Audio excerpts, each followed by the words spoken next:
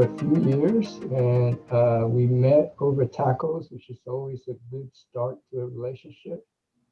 And she is the executive director of the Palmer Drug Abuse Program. I don't want to take away too much of her thunder, but this is the 50th year that they're in existence. And the center, one of the big drivers for building the center was that the Palmer Drug Abuse Program used to meet at a temporary building at the church across the street from us that was falling apart. And the pastor thought, we need to do something for these kids to meet. They're recovering from drug use and alcohol, and this place is a mess. And long story short, this great building was built, and thousands of people have been helped since. Beth has an undergraduate in social work and psychology from Radford University and an advanced graduate degree in social work from the University of Houston. So she took over the Palmer Drug Abuse Program about 3 years ago, and has navigated it through a lot of change, even before the pandemic and through the pandemic. And we're now back to meeting in person at the center. It just started this month. And I don't want to take away from her time, so I turn it over to Beth. Everybody, thank you for having me today. And I just want to say thank you for all the good work that you do in the community. It's amazing all the work that you do. And I want to say a special thank you to Jorge. He's one of our biggest supporters at PDAP, and the Outreach Center of West Houston really makes it possible for our teens to have a safe place to meet, which is one of the biggest factors in being able to recover, is having a safe and fun environment to recover in. And so we're so grateful for all the work that the Outreach Center does and everything that they do to provide that safe place for us. So like Jorge said, I've been with PDAP for about 3 years now. And I think the biggest brag that I have right now is that this is our 50th year. And for the entire 50 years, we've been able to be free for the teens, young adults, and their families the entire time. And so that's a huge thing for someone in recovery, because what we know is the number one barrier to recovery is cost and ease of access to recovery services. And that's wrong. What's important to us is that we don't have to have conversations with insurance or funders that cause us to be able to have people leave our program. No one has to leave because of cost, and no one has to be turned away because of cost. And so we do a lot of our fundraising through events, and that is coming back this year, and the generosity of private philanthropy in Houston. So foundations, individual givers, faith communities, communities like your own who give to us. And we are not United Way funded or government funded. And one of the reasons that we're not is because we have been able to sustain this model based on what each generation and cohort of teen or young adult or parents need at the time. So a lot of our program is based on our primary basis is peer-to-peer recovery. So someone being able to share their lived experience of having gone through the same thing and gotten hope and lived through their experience to share that hope with other people.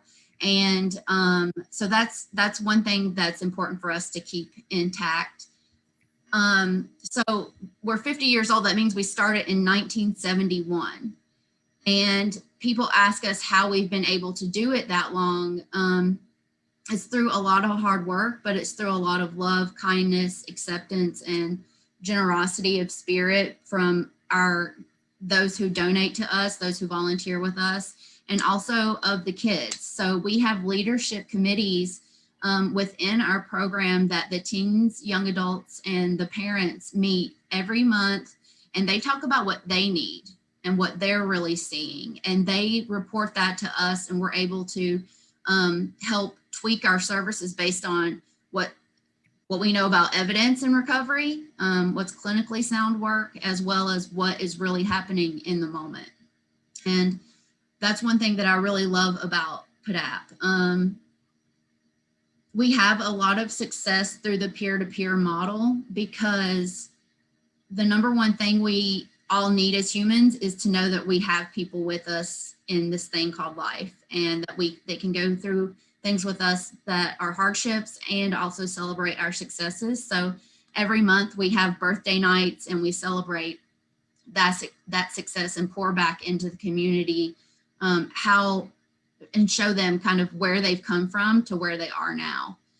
And so that's part of the history of PDAP too, is where we came from and where we are now and where we're going. We hope we can still keep doing this for the next 50 years. We have 3 primary locations. We have one where I'm at right now, which is in Memorial City area. This is our admin office. We have a location at the Outreach Center of West Houston. We've also had locations at other faith-based communities and churches, but those have been more virtual services recently because of COVID.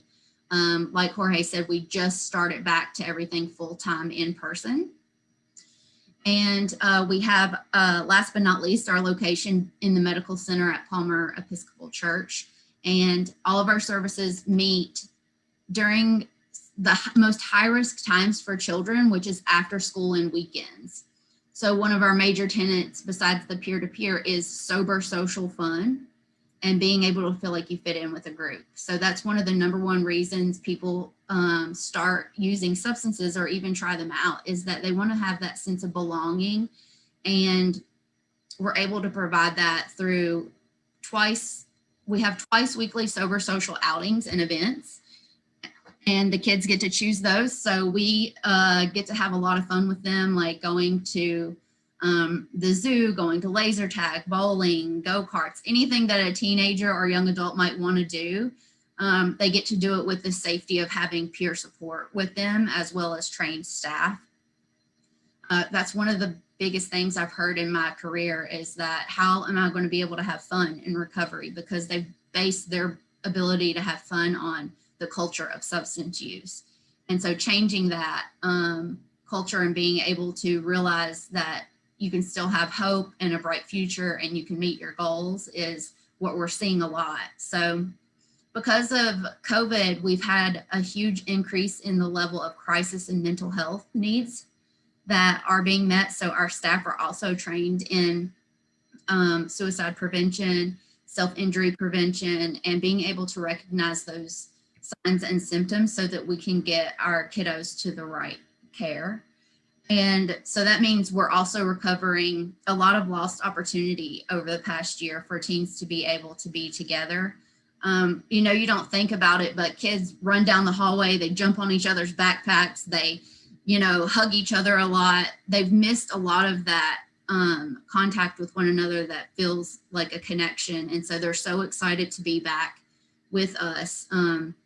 We had a birthday night last week, and the teens, they called their parents, even though it ended a little early, and they said, please don't pick us up until the time. We want to keep hanging out and be with each other.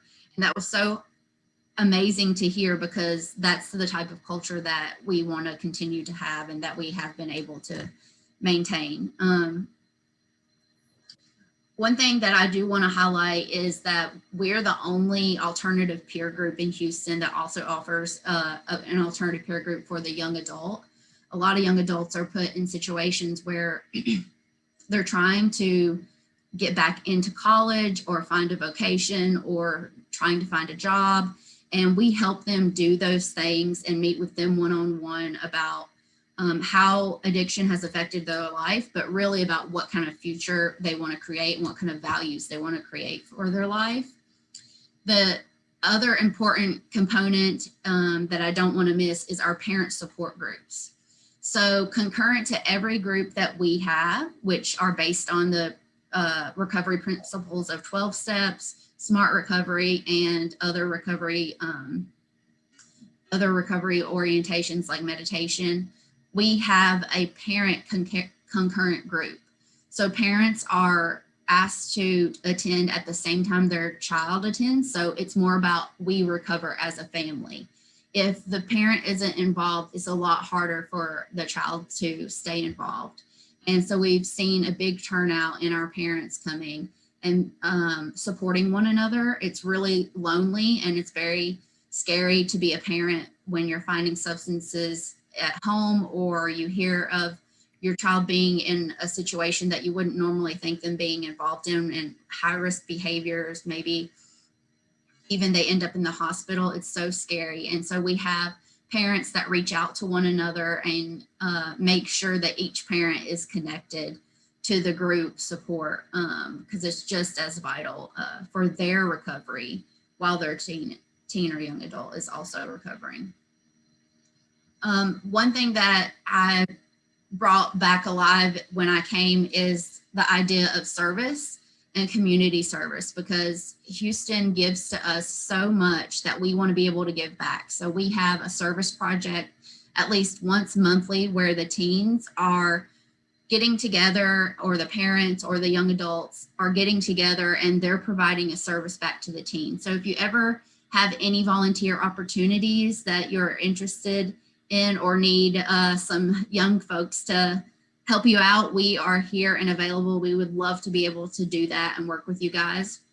I can put my email in the chat box so that we can be able to stay in touch. I didn't bring any videos or things today because I'm actually on someone else's laptop. I wasn't expecting my laptop to not work that well this morning, but we do have a lot of flyers. We have a lot of programs coming up. A couple cool things that I wanted to mention before I wrap up is that this year is the first summer, even though we've had COVID, that we're going to come together and we're going to have new clubs. So teens are going to be utilizing their recovery in creative ways. We started a photography club, book club, we have a videography club, and we have an athletics club. And we believe those are so important because we don't want the teens to only think of recovery as 12-step meetings or having to be lectured or told what to do or anything boring. We want them to be able to find themselves through creative expression. So the videography and photography club, the teens are going to create images and tell their stories through the lens of photography, and we're going to have a gallery opening for that so people can view it, and I can make sure to get information to you guys if you're interested in attending. We'd love to have you. That's all I have. If anybody has any questions, I'm going to turn it back over to Jorge if I missed anything. So could you mention a little bit the success that you all have? I mean, I throw out some statistics, but I'm a layman, so I'm sure I'm mangling them. Yes. So, well, when I came in, a lot of people think of what is the success rate of recovery? How long does someone stay in recovery? And what we know is that relapse is highly likely for everyone. It's extremely highly likely for teens because they are more impulsive by nature and take higher risks. And so one way that we think about success is that if you've had a slip or if you think you're going to, that you get in touch with us right away. And so that this doesn't take over your life and you're back in that position. So our rates of recovery are really high, but are not so high that I can give you a certain statistic, because what we're looking at is, are they coming back to us and are they staying a part of the group and getting their recovery more settled when they've been through these relapses. So we have about 70% success rate in kids who have been with us at least 30 days, will stay with us 90 days. And then once it's 90 days, they will stay with us a year. And the longer term that they're with us, the longer term recovery success rate they're going to have. So as each year passes, that adds to their long-term success. But what's the rate without going to a program like that? What's the rate of success? Oh, not very high at all. I would say the rate of success is probably 10%. Wow. The reason we need PDAP around and the reason we need it so much more even now is because mental health is also a primary driver. So a lot of times people think of addiction and mental health as separate and you treat them separately, but the kids are needing a lot of hope. They need a lot of hope to be able to deal with the mental health and the addiction right now. Without your peer, it's not a high success rate at all because there's so much pressure at school. And outside Beth? Yes. So I'm involved with a committee that has created an app, a social emotional learning app. And it's something I think that you might be very interested in. And we are just about to go into some beta testing with it. And we had a meeting night before last with the youth services people in our district, and Interact is going to join in with us. They're going to be beta testing it for us, and we'll welcome any other things. So I'm thinking about the PDAP kids and what you said. So we really need to get together. I'll put my contact information in the chat. Well, Gwen, I thank you so much. And I am going to just say, I think the universe is putting us together for a reason, because I've been wanting this to happen for quite a while. So I would love to talk to you about it more. Good. If I may add, PDAP has been in Spring Branch Memorial area for the last 50 years and has done a tremendous job. It has saved a lot of families in our community, and we thank you very much for the program that you have going on and still continuing here in our area. Thank you. Thank you so much for saying that. Do we have any more questions? I have a kind of double question. One is, what's your referral source to your program? And then the second is, your program sounds like a lot of fun. And have you considered doing something as a preventive program? I'm really glad that you asked those questions, because those are two areas that I would like to mention. So we have prevention services. We actually are partnered with communities and schools to be in elementary schools. We were taken out of the elementary schools this past year, and we're getting back to be in the elementary schools because we have a proven curriculum that helps reduce the rate of violence, tobacco, nicotine use, and drug and alcohol use. And so we do have preventive services. Right now, what they look like is that if someone calls, we can go and lead a presentation on those, on various drug and alcohol topics in the schools or at other sites as well. Yeah, so our referral sources are mostly from treatment centers here in Houston. So Memorial Hermann Park, Community Center for Success and Independence, and other hospital locations. And I am a licensed clinical social worker and chemical dependency counselor. So I know a lot of private individual therapists that also refer to us, and that we work closely hand in hand to make sure that it's a streamlined orientation and system of care that they can work through. The second way that we get referrals are through mostly through schools, high schools, and relationships we are building with community colleges, because it's really hard to have a sense of community at a community college. So that's for our young adults. And then the third place is through, the third and fourth place would be faith-based communities that are interested in learning more. They refer to us, and we also get a lot of traffic from our website online. Parents who are looking up what types of services that might be available, they see us online, and we're able to get some referrals that way. Well, Beth, thank you so much for that. Thank you. Information, and I appreciate your joining us. And Jorge, thank you for arranging for Beth to be here, because that, as Wayne mentioned, PDAP has been a big source of help and hope in the Spring Branch district for decades, and will continue to be so, it looks like, for the foreseeable future. So, and hopefully Gwen will make the contact, and it will be something worthwhile. So, Yes, so thank you. great.